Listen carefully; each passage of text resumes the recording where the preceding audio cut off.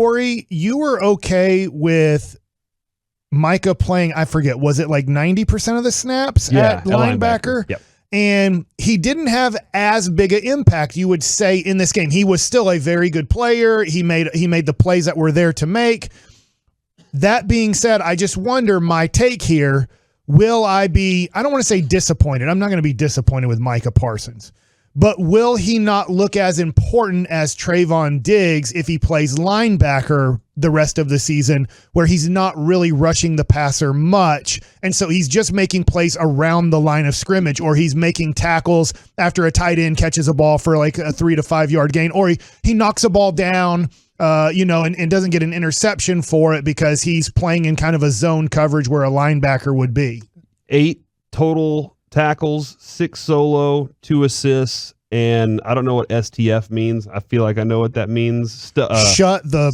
Yeah. Stuffs. Oh, okay. So, like, that was a bigger impact in terms of tackles and being around the ball than he was as a defensive end. Now, sure, he had more sacks, and that's a stat that we hold as a very important stat. And I'm sure if I found pressures, he had more pressures too.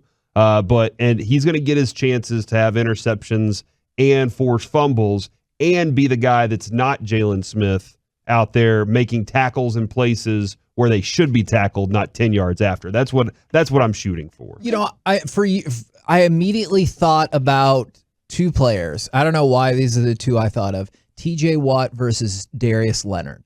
Is Darius Leonard, like, you're focusing on linebacker, freaking coming out of the gates, tackling machine.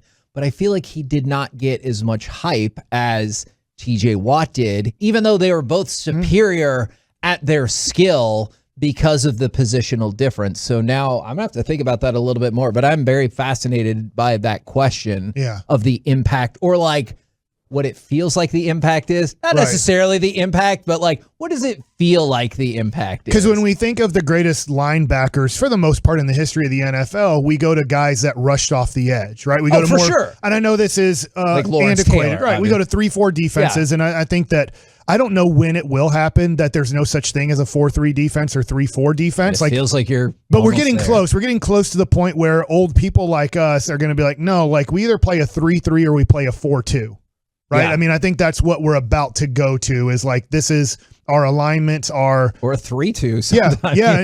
Yeah. And so it'll just be interesting. I think the world of Micah Parsons, and I'm stoked at what Diggs is doing and what Osa is doing. And, there's still potential for other guys,